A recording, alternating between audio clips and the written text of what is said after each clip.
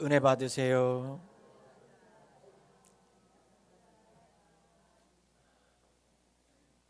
이사야 오늘 읽은 11장이 성경에 나오게 된 배경이 있습니다.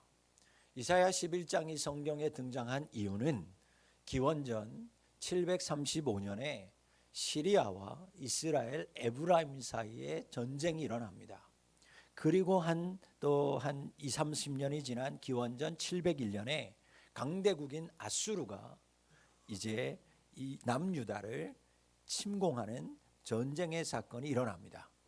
자, 이사야 먼저 9장을 가보면 이 아수르의 침략으로 완전히 폐허가 돼서 멸망을 받은 이스라엘 백성들이 하나님 앞에 구원해 달라는, 즉 이 땅을 구원할 메시아를 보내달라는 이야기들로 9장이 채워집니다. 황폐해졌어요. 그 강대국인 아수르가 하나도 남김없이 모두 다 휩쓸어 갔습니다. 이스라엘 백성들, 북이스라엘 백성들이 갈망하기 시작합니다. 구원할 메시아를 보내주세요. 10장에서는 전쟁에서 승리한 아수르를 하나님께서 그들을 심판하신다라고 선언하기 시작합니다. 기도를 들으신 하나님이 너희들을 압제하는 아수르, 지금 그렇게 강하지만 그들은 다 멸망할 거다라는 선언을 하게 됩니다. 자, 이렇게 되니까 이스라엘 사람들 안에 어떤 마음이 생기기 시작하냐면, 아니 이렇게 무너지지 않을 것 같은 강력한 제국인 아수르의 제국이 몰락한다면, 그렇다면 그 강력한 제국을 이어받아서 그 나라를 다스리게 되는 권세는 도대체 얼마나 대단한 권세의 나라일까? 지금 생각하면 절대로 무너지지 않은 이 제국, 아수르 제국, 강대국이 무너지면 도대체 이 제국을 무너뜨리고 새롭게 세워지는 나라는 얼마나 대단한 힘이 있길래 이 나라를 무너뜨리고 아수르의 제국을 물리치고 다음 나라를 세워갈까? 어떤 권세가 다음 순서일까가 관심이었다, 그 얘기예요. 그래서 이어지는 말씀이 이사야 오늘 읽은 11장의 내용이에요. 여러분, 이사야 선지자가 그렇게 다음 세대 이 세력을 무너뜨리고 다음 세력이 세워질 텐데, 엄청난 세력이 세워지겠구나. 그럼 그 세력은 도대체 어떤 세력일까 궁금해할 때 선포된 말씀 11장. 바로 메시아가 다스리는 하나님의 나라가 서게 된다라는 것입니다. 다 무너지고 황폐하여진 이 이스라엘에 다시 세워지는 권력은 다른 권력이 아닌 메시아의 왕국이라는 거예요.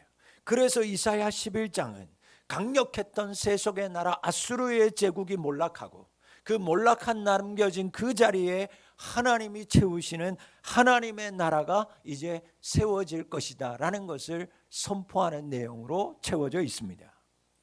오늘 본문의 말씀을 통해서 하나님이 세우시는 하나님의 나라, 즉 메시아의 왕국은 어떤 나라인지 살펴보며 은혜를 나누고자 합니다. 제일 먼저 여러분 11장 1절 말씀을 보면 하나님의 나라의 시작은 매우 미약하게 시작하는 것을 발견합니다. 아수르의 침공 때문에 정말 이스라엘은 아무것도 남지 않은 폐허 상태였어요. 마치 거대한 산불이 휩쓸고 간 작은 산처럼 그 산에는 아무런 흔적이 남지 않은 상태처럼 이스라엘은 그런 지금 상태였습니다. 그런데 그런 싹 아무것도 없는 황폐하여진 그 이스라엘 속에서 이사야 선지자를 통해 하나님이 주시는 말씀은 뭐냐? 하나님의 왕국은 미약하지만 시작한다라는 것입니다.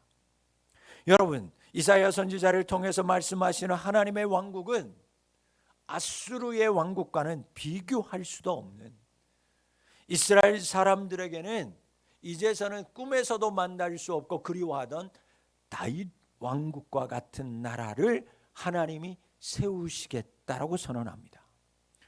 오늘 본문을 보기 이전에 여러분, 이 본문 바로 전에 있는 10장 끝절 34절 말씀에 보면 레바논이라고 말하는 것이 나오는데, 이 레바논이라는 것은 이 세상의 지체 높은 세력, 지체 높은 나라 권세들을 하나님이 다 베시겠다라고 말씀하고 있어요.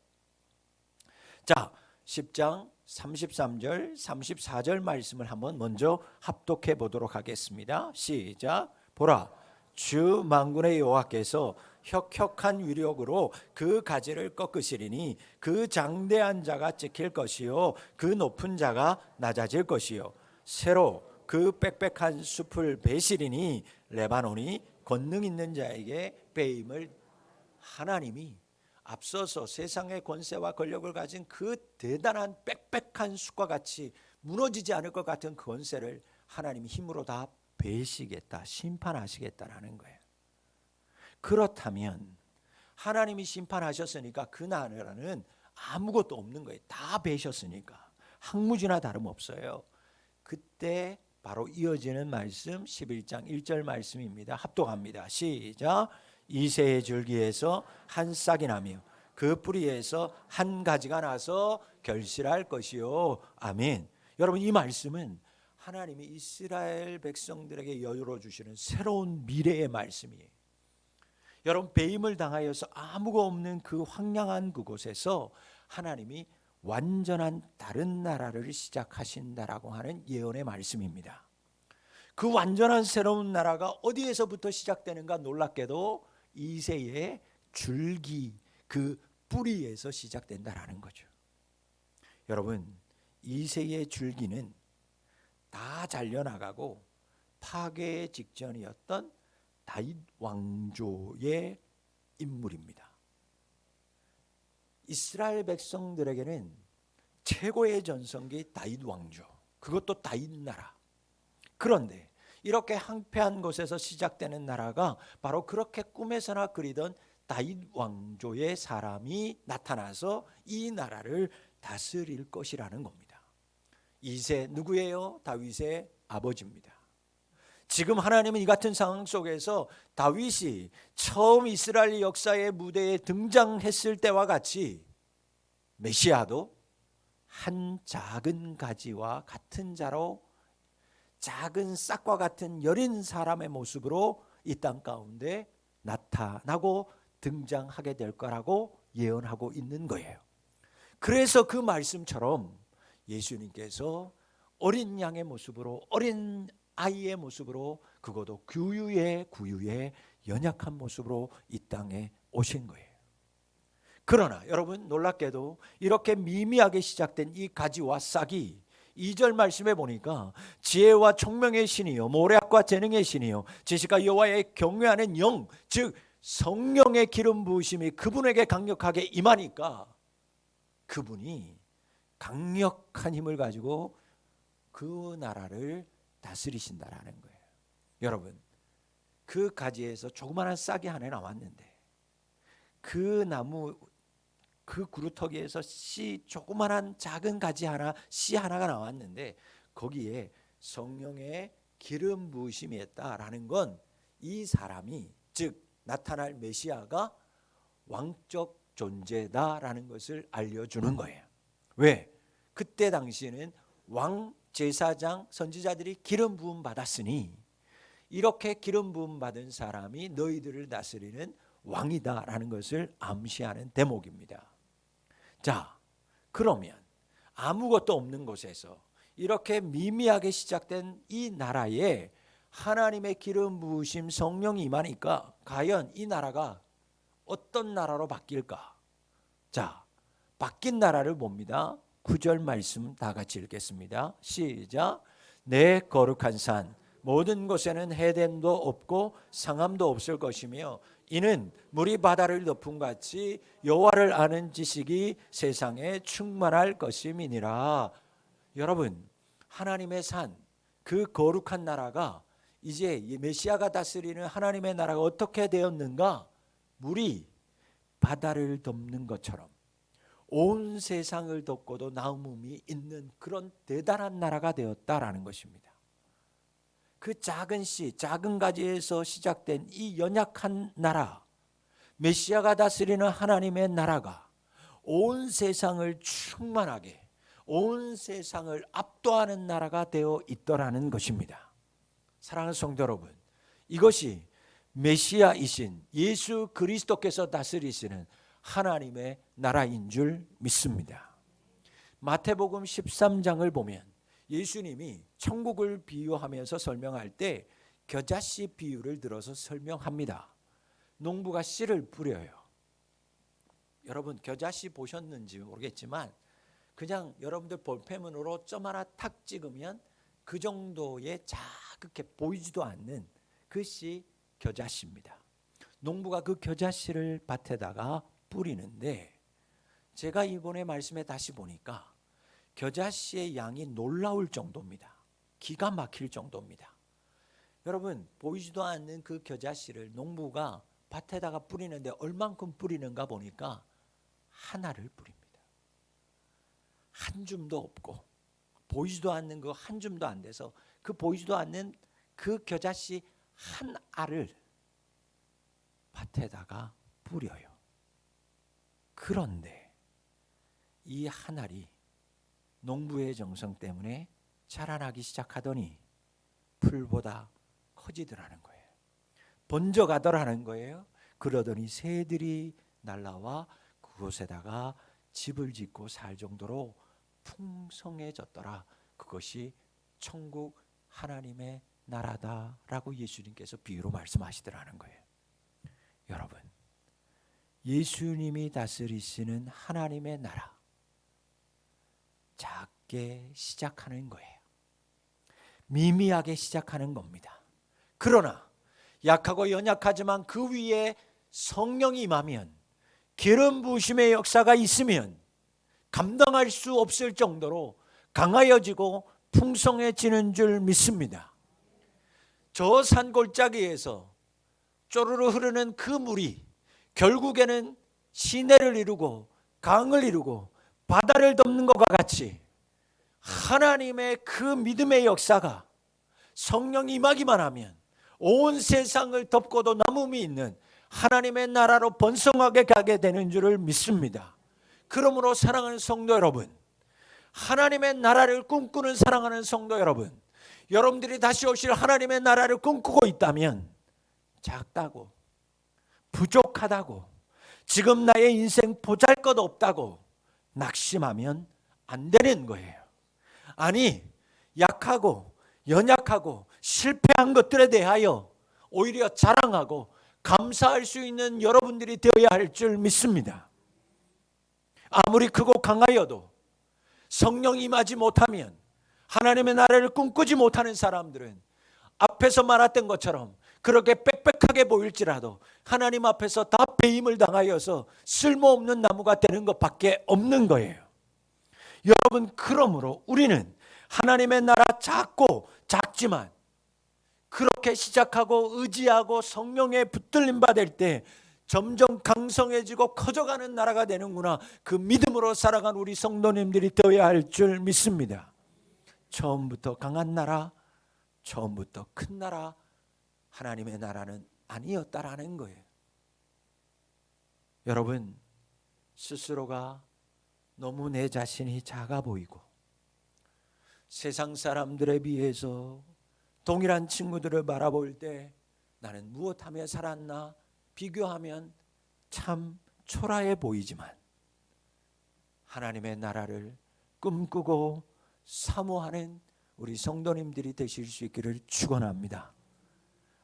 아무것도 없는 볼목된 산에서 시작된 그 조그만한 작은 가지, 밟으면 사라지는 약하디 약한 싹에서 하나님의 나라는 시작되었습니다.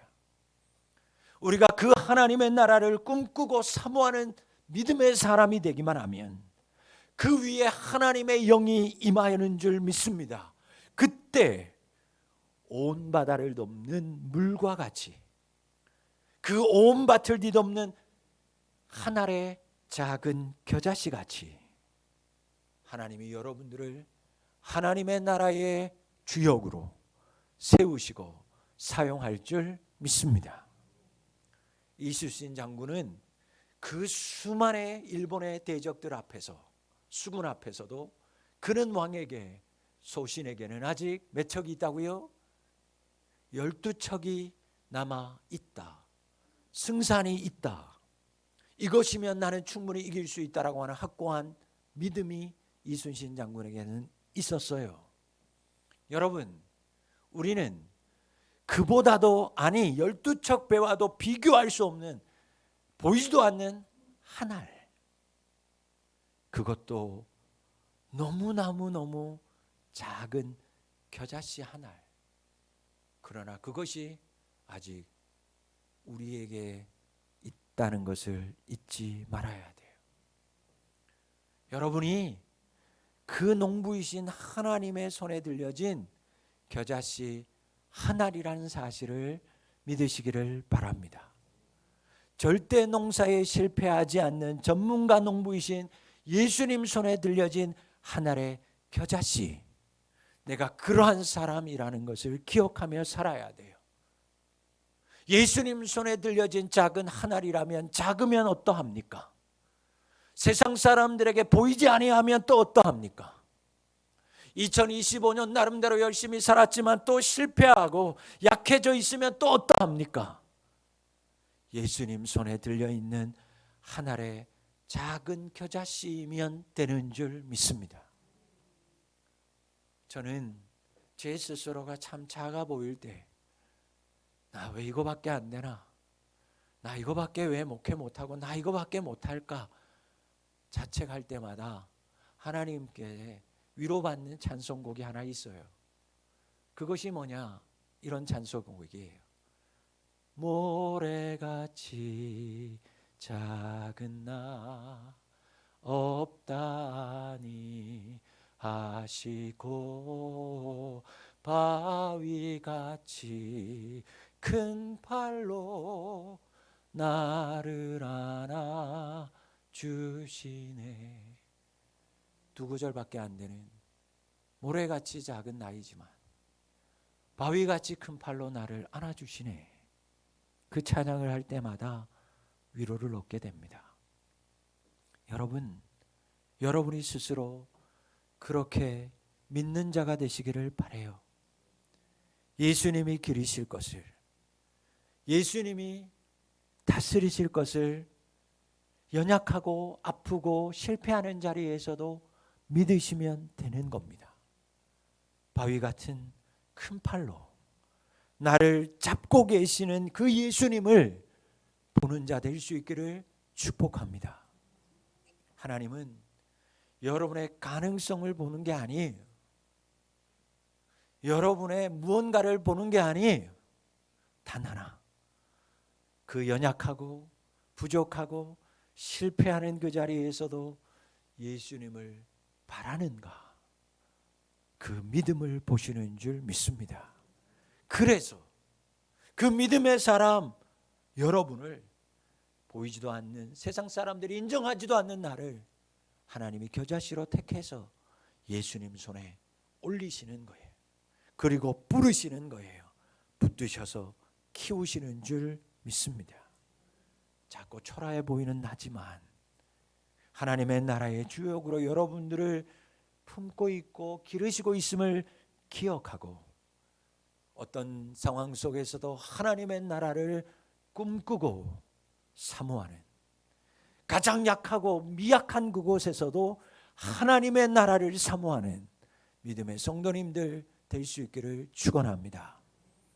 여러분, 이렇게 약하고 미약했던 나라가 무리의 바다를 덮은 것처럼 대단한 힘의 나라, 능력의 나라, 압도하는 나라가 되는 데는 이유가 있지 않겠습니까? 저절로 되는 게 아니겠어요? 여러분, 늘 그러잖아요. 다 잘 되는 집안은 다 이유가 있는 거예요.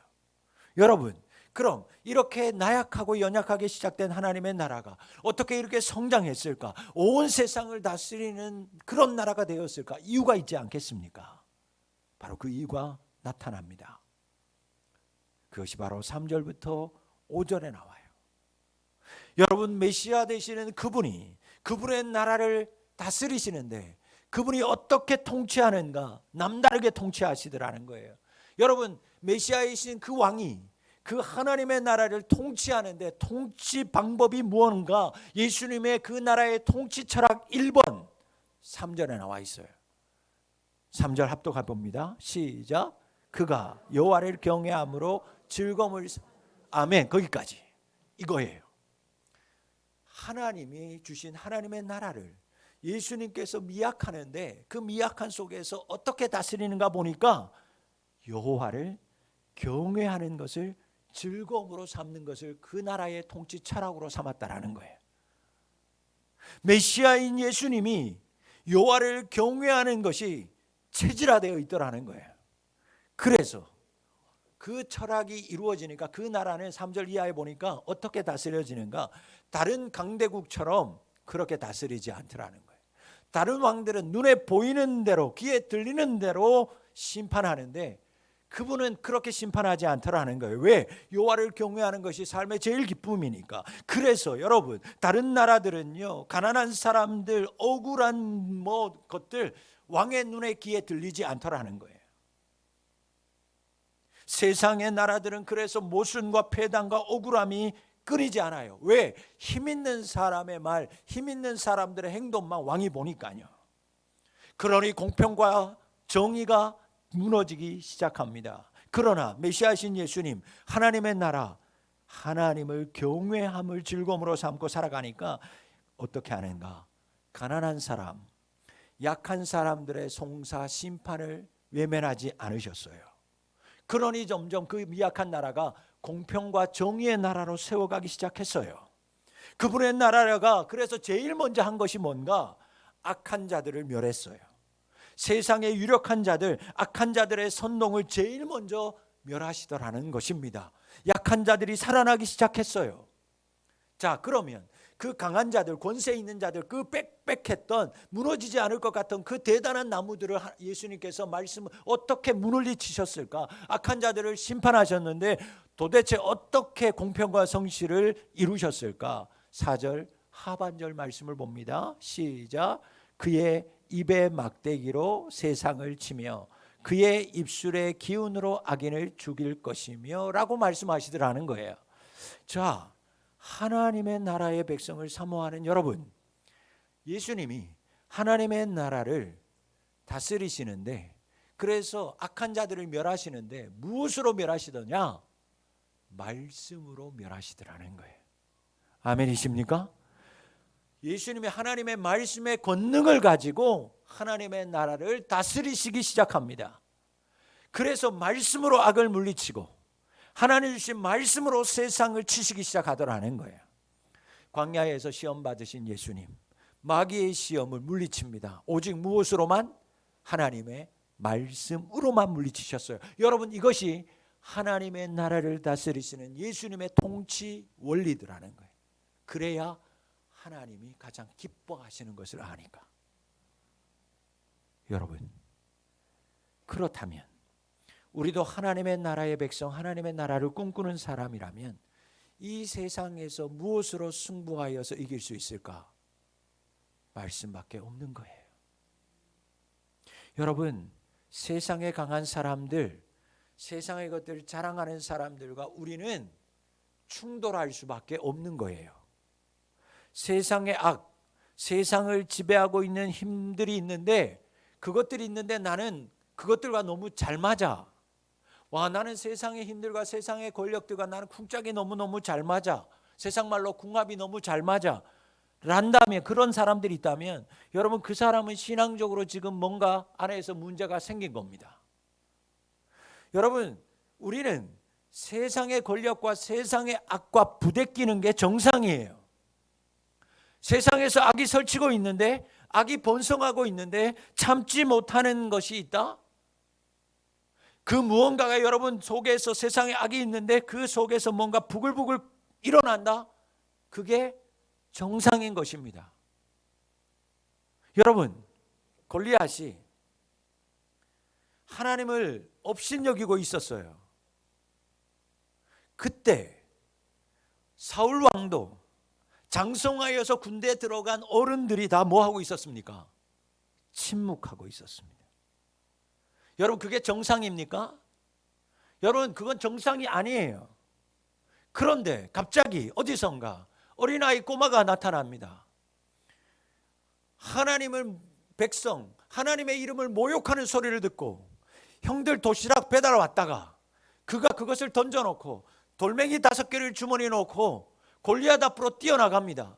네가 하나님의 이름을 모욕하냐? 나는 만군의 주 여호와의 이름으로 내게 간다.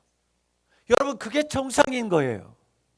그 전쟁터에 있었던 수많은 사람들은 다 비정상이었고 한 사람, 어린아이 다윗만이 정상의 사람이었어요. 여러분, 우리가 세상이 악이 흉흉할 때 침묵하고 부글부글 거리지 않는다, 비정상인 거예요. 세상이 공평하지 않게 흘러가고 있는 것을 보면 우리는 참지 않아야 되는 거고 부딪혀야 되는 게 정상인 것입니다. 그런데 그러면 어떻게 맞서 싸울 수 있는가? 길거리로 나가야 되나 저렇게? 아니요. 부셔야 되나? 아니요. 법원으로 달려가야 됩니까? 아니요. 오직 하나님의 말씀으로 승리하는 줄 믿습니다.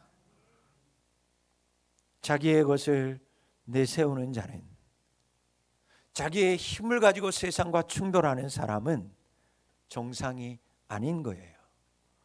이 땅 가운데 악하고 소외당하는 사람들, 정의와 평화를 우리가 진정으로 바라고 원한다면, 이 땅의 공평과 하나님의 성실이 임하기를 원한다면, 우리는 세상으로 나의 것 가지고 가는 것이 아니라, 나의 힘 가지고 가는 것이 아니라, 세상의 권력의 사람 붙들고 나가는 것이 아니라 오직 하나님의 말씀의 권능을 가지고 세상으로 나아갈 때 하나님께서 그곳 가운데 성령의 기름 부어주셔서 골리앗을 무너뜨린 것처럼 하나님께서 그 말씀으로 가지고 나가는 사람들에게 세임을 허락하여 주실 줄 믿습니다.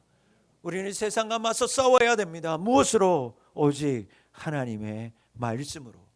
그렇게 사는 사람이 여호와를 경외하는 것을 즐거움으로 사는 사람이에요. 그게 체질이 된 사람이에요. 그러니 여러분은 믿지 말아요. 여러분 것 내세우지 말아요. 세상으로 나아갈 때는 오직 하나님의 말씀의 능력만을 믿고 나아가실 수 있기를 축원합니다. 나는 비록 약하지만 하나님의 말씀의 권능이 있음을 믿고 능력의 하나님의 말씀을 가지고 세상과 부딪혀 싸워 이기는 우리 성도님들이 되실 수 있기를 바랍니다. 바로 그때 공평과 평화가 성실이 이 나라 가운데, 여러분의 삶 가운데 임하게 될 줄 믿습니다. 자, 이제 그런 나라가 됐어요.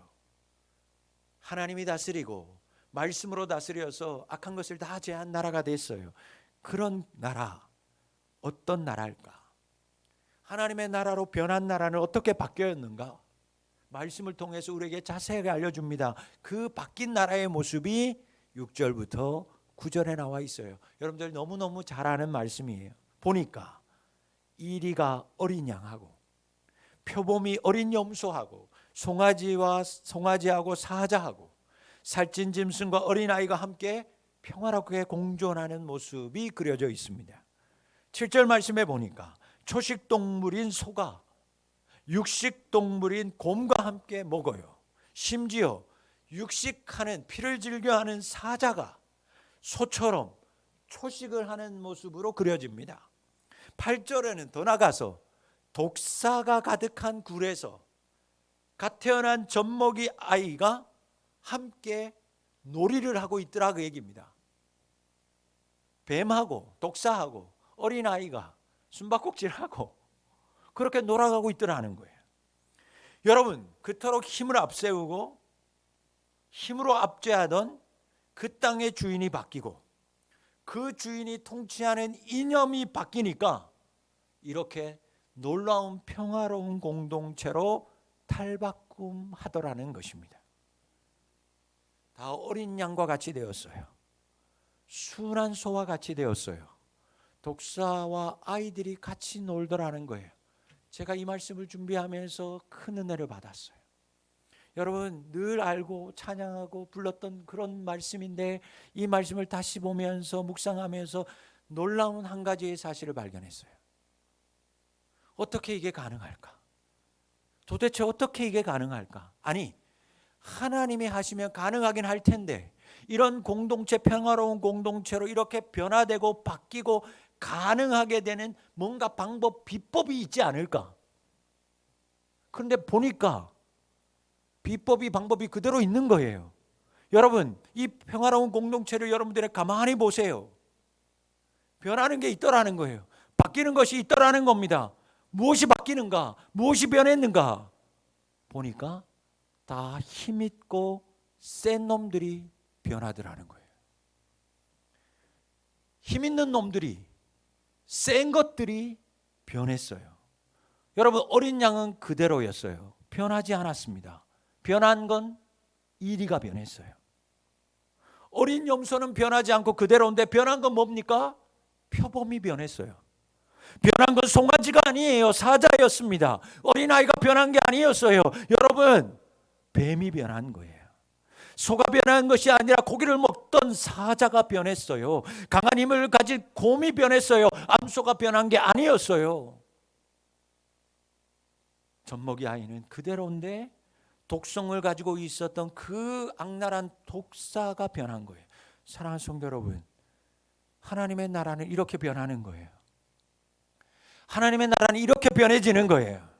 강한 짐승들의 야수성이 다 사라졌어요. 맹수의 폭력성이 다 찾아볼 수 없었어요. 독사의 맹독성이 사라졌어요. 이것이 예수님이 다스리는 하나님의 나라의 모습이에요. 처음에 그 나라 어떤 나라였어요? 강한 나라, 압제하던 아수르, 힘, 독을 가지고 다스리던 나라였어요. 포악함, 독이 사람을, 나라를 죽이던 시대였어요. 그러나 예수님이 다스리기 시작했어요. 하나님의 법칙으로 다스리기 시작했어요. 그렇더니 평화가 가득한 에덴 동서와 같은 그런 나라가 되어 있더라는 것입니다. 여러분, 저는 오늘 이 말씀을 전하고 싶어요. 하나님을 통해서 이 말씀을 선포합니다. 저는 우리 성도님들이, 그리고 우리 푸른 비전 교회만이라도 이런 공동체로 변해 나가기를 기도하고 소원합니다. 아니, 그렇게 될 줄 믿습니다. 어떻게 하면 되냐고요? 따라합니다. 내가 변하면 됩니다. 내가 변하면 되는 거예요. 나의 변함이 어떤 것이 변해야 될까? 나의 강함이, 나도 모르게 올라오는 폭력성이, 내 안에 여전히 존재하고 있는 악함이 변하면 이루어지는 줄 믿습니다. 세상은 어떤 세상이라고 얘기합니까? 약육강식의 세상. 무슨 얘기예요? 강한 자만이 살아남는 이치의 세상입니다. 여러분, 악하고 포악한 것들이 다스리는 나라예요. 그러나 하나님의 나라는 그런 세상과 다른 나라예요.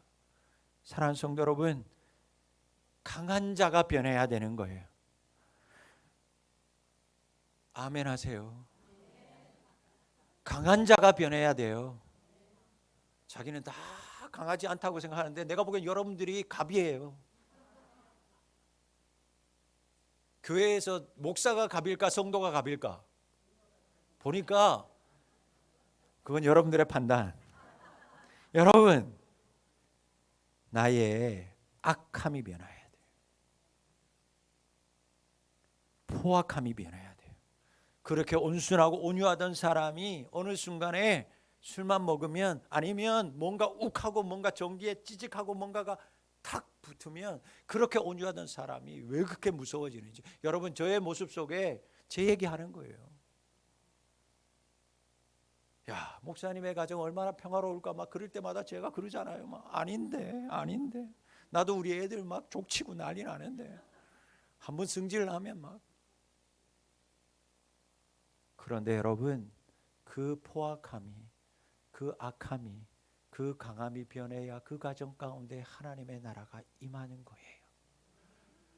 내가 가장이잖아. 내가 남편, 내가 돈 제일 많이 벌어오잖아.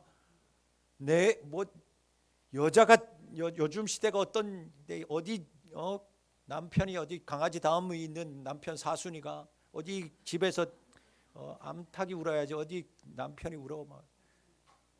그 강함이, 악함이, 폭력성이 변할 때 하나님의 나라가 임하는 거예요. 여러분의 마음에, 여러분의 가정에 하나님 나라가 임하기를 바라고 꿈꾼다면 여러분 자신 안에 있는 강하고 악하고 포악한 것들을 다 제거하고 변하게 만드셔야 할 줄 믿습니다. 교회 두말하면 잔소리입니다. 여러분, 하나님의 나라 공동체, 하나님의 나라의 공동체라고 말하는 교회가 정말 하나님의 평화와 공평으로 가득한 교회 공동체가 되려면 어떤 사람이 변해야 될까요? 강한 사람이 변하면 됩니다. 힘을 가진 사람들이 힘을 빼면 되는 거예요. 잘 들으세요. 나도 모르게 자신의 목소리가 교회 안에서 커지고 내가 많아지는 사람들이 있다면 내가 지금 강해졌구나 생각하고 변하면 됩니다. 내가 처음에 안 그랬는데 내가 왜 이렇게 교회 앞에서 말을 많이 하지? 내가 전에는 교회 앞에서 한마디도 못했는데 왜 교회에서 이렇게 많이 떠들고 목소리가 커지고 강해졌지? 내가 강해졌구나 라고 표현하시면 됩니다. 잘 들으세요. 무조건 나이 많으신 분들이 그러지 말고요. 자기보다 한 살이라도 어린 사람들 위해주고 그들 말 들어주고 격려해주고 섬겨주면 하나님의 나라는 임합니다. 하나님의 나라는 약한 자만 있는 게 아니에요. 보세요. 하나님의 나라는 약한 자와 강한 자들이 공존하는 거예요. 그러려면 강한 자가 변해야 되는 거예요. 강한 자가 내려놓아야 되는 거예요. 사랑하는 성도 여러분, 저는 우리 푸른 비전 교회가 그런 교회라고 믿고 있어요. 그러나 아직 부족한 부분이 많은 것도 잘 알아요. 그러나 저는 믿고 바라봅니다. 우리 모두가 하나 되어서 평화를 이루는 하나님의 나라가 공동체 될 것을 저는 믿고 바라봅니다. 그러니 나의 강함, 나의 폭력, 나의 어떠한 높음, 그것들을 약하게, 연약하게 변할 때 하나님의 나라는 저절로 되어지는 겁니다. 여러분, 없다고, 작다고, 나는 약하다고 마음 아파하지 말고 원망하지 마십시오. 하나님의 나라는 그렇게 작고 아프고 여린 곳에서 시작하는 거예요. 그 나라를 약하고 아픔 중에도 꿈꾸고 바라볼 때 그 위에 성령이 기름 부어 주셔서 물이 바다를 덮은 것 같은 충만한 사람들로 하나님이 여러분들을 세워나갈 줄 믿습니다. 하나님 나라의 통치 방법은 여호와를 경외하는 것을 즐거움으로 삼는 거예요. 그러니 우리는 예수님의 말씀 가지고 세상의 악을 물리쳐야만 합니다. 내 힘, 내 능력이 아니라 오직 하나님의 말씀으로. 우리가 이 세상을 잡고 있는 악을 하나님의 말씀으로 대적하고 싸울 때 이 땅 가운데 공평과 정의가 이루어지는 거예요. 하나님의 나라 강하고 악하고 폭력적인 것들이 변할 때 이루어집니다. 내 안에 여전히 남아있는 강함과 악함과 폭력성 제거하고 변해야 하나님의 나라가 내 안에 이루어지는 거예요. 하나님이 세우신 나라, 하나님이 승천하시면서 하나님의 나라로 세우신 교회, 먼저 내가 낮아지고 섬기는 자로 나아갈 때 그곳 가운데 하나님의 평화가, 하나님의 나라가 이루어집니다. 사랑하는 성도 여러분, 그래서 하나님을 경외하는 자가 되어서 오직 하나님을 아는 지식으로만으로 가득한 우리 성도님들의 삶, 성도님들의 가정과 우리 푸른 비전 교회가 될 수 있기를 간절히 소망합니다. 기도하겠습니다. 하나님, 내가 진정으로 약할 때 강함이 되어 주신